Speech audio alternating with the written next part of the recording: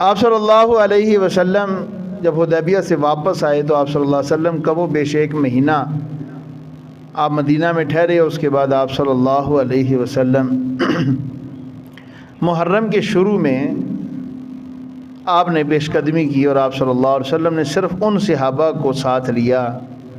اعلان کروایا تھا آپ صلی اللہ علیہ وسلم نے فرمایا جس کے دل میں جذبہ جہاد ہے اور وہ دل سے جہاد کرنا چاہتا ہے وہ ہمارے ساتھ چلے. تو منافقین کی بڑی خواہش تھی کہ ہم بھی ساتھ جائیں. اللہ رب العالمین نے قرآن میں بھی اس کا تذکرہ سیقول المخلفون من الاعراب شغلتنا اموالنا واہلنا. فرمایا ان قریب یہ لوگ جتنے عرابی یعنی ان سے مراد منافقین تھے یہ کہیں گے کہ جی ہم تو آپ کے ساتھ، کیونکہ یہ صلح حدیبیہ پہ بھی آپ کے ساتھ نہیں گئے تھے.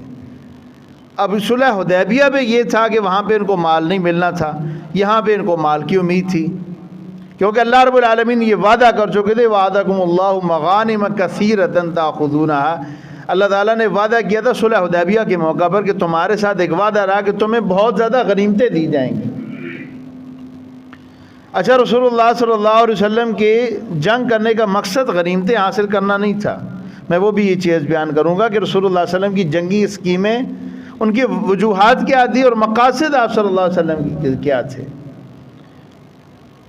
لیکن اللہ تعالیٰ نے وعدہ کیا تھا کہ تمہارے ساتھ یہ وعدہ رہا کہ تمہیں غنیمتیں ملیں گی اور تمہیں بغیر لڑائی کے بھی تمہیں بہت کچھ مل جائے گا. اور بغیر لڑائی کے تو یہ صلح حدیبیہ ہوگی، یہاں پہ لڑائی کی نوبت نہیں آئی. اور اس کے بعد جا کے آگے رسول اللہ صلی اللہ علیہ وسلم جب یہ خیبر پہ پہنچے تو وہاں پہ لڑائی بھی ہوئی، لیکن اللہ تعالیٰ نے بہت زیادہ مال بھی دیا. وہ دیکھ بیان کرتے ہیں. اب یہاں پہ یہ منافقین یہ کہنے لگے کہ ہم بھی ساتھ جانا چاہتے ہیں، لیکن آپ صلی اللہ علیہ وسلم نے کہ وہ صرف میرے ساتھ جائے گا کہ جو جہاد کے لیے مخلص ہے. تو پھر یہ منافقین پیچھے ہٹ گئے. انہوں نے کہا جو وہاں پہ لڑنا پڑے گا، کیوں لڑائی سے تو ان کو موت جاتی ہے. منافق بندے کی پہچان ہوتی ہے میدان جہاد میں.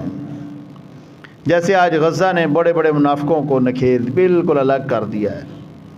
لڑائی کی باری آتی ہے اور نہیں جی اسلام تو امن کا درس دیتا ہے. اسلام امن کا درس بھی دیتا ہے، لیکن اسلام یہ بھی تو نہیں کہتا کہ دشمن کے سامنے ہتھیار پھینک دو.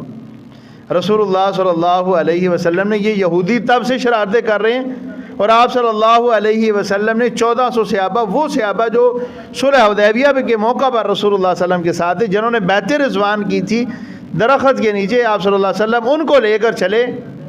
اور یہ سارے صحابہ راستے میں جا رہے رسول اللہ صلی اللہ علیہ وسلم کے ساتھ شانہ بشانہ اور بڑے ٹھاٹھ کے ساتھ جا رہے ہیں. آپ نے اس مہم کو مکمل خفیہ رکھا.